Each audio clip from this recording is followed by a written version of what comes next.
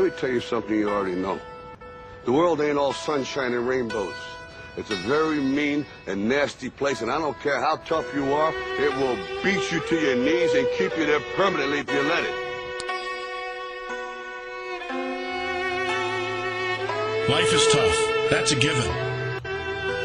When you stand up, you're going to be shoved back down. When you're down, you're going to be stepped on. My advice to you doesn't come with a lot of bells and whistles. It's no secret. You'll fall down, you'll stumble, you'll get pushed, you'll land square on your face.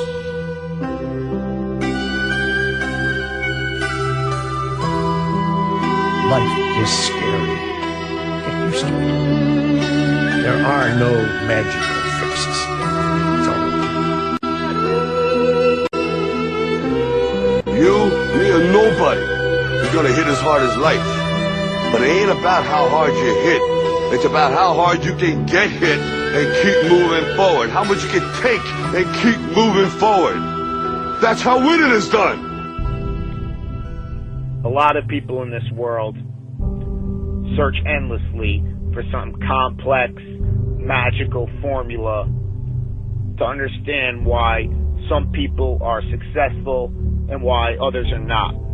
Greatness is not this wonderful, esoteric, elusive, God-like feature that only the special among us will ever taste. You know, it's something that truly exists in all of us.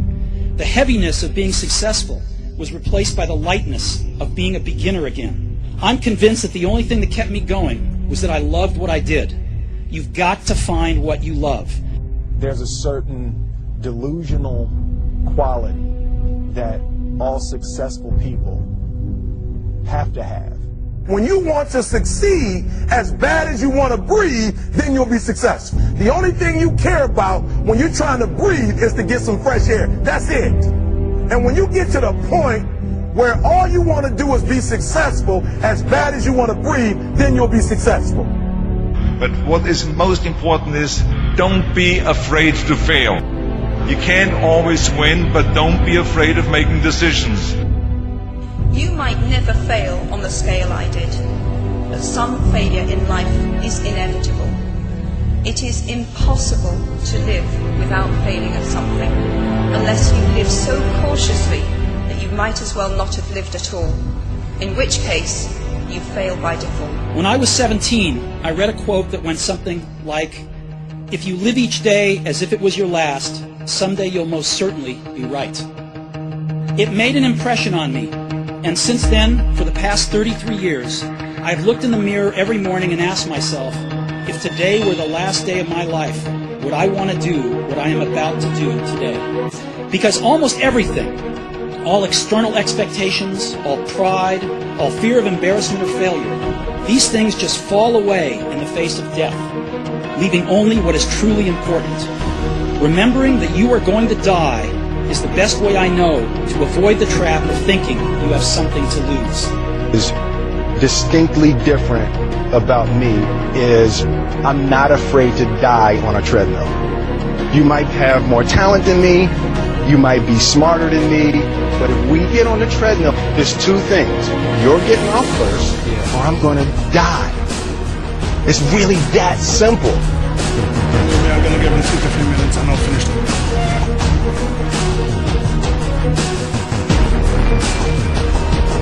Then I promise that he will make it 2 to 3 minutes in the kickboxing ring with me this time. It's like you have to save your own life. Nobody's going to be able to save it for you.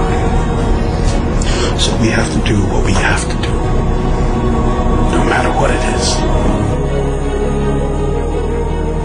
This is what I believe, and I'm willing to die for it. Period. No matter how bad it is, or how bad it gets, I'm going to make it. Say that to yourself every day. Our deepest fear is not that we are inadequate. Our deepest fear is that we are powerful beyond measure. I'm motivated by fear. What we are trying in all these discussions and talks here is to see if we cannot radically bring about a transformation of the mind.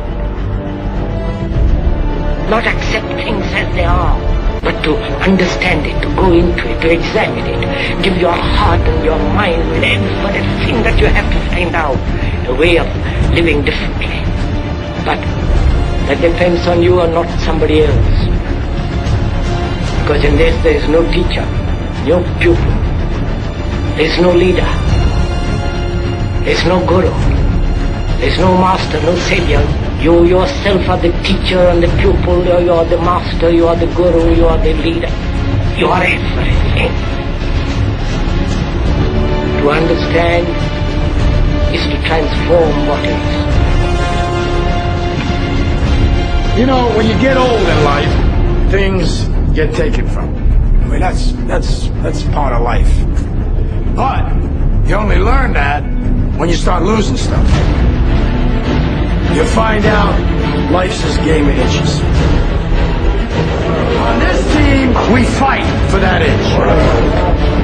On this team, we tear ourselves and everyone else around us to pieces for that inch. We claw with our fingernails for that inch. Because we know when we add up all those inches, that's gonna make the fucking difference between winning and losing. Between living and dying. I'll tell you this, in any fight, it's the guy who's willing to die who's gonna win that inch. Now, if you know what you're worth, now go out and get what you're worth. But you gotta be willing to take the hits and not pointing fingers saying you ain't where you want to be because of him or her or anybody. Cowards do that, and that ain't you. You're better than that. And I know if I'm gonna have any life anymore, it's because I'm still willing to fight and die for that itch. Because that's what living is. The 6 inches in front of your face.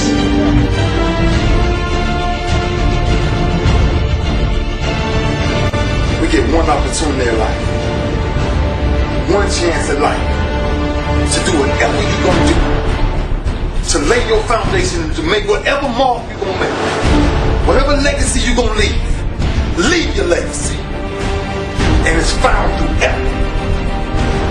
Wins and losses come a dime a dozen, but effort, nobody can judge effort, because effort is between you and you. Effort ain't got nothing to do with nobody else. So that team that think they're ready to see you, and think what they see on film,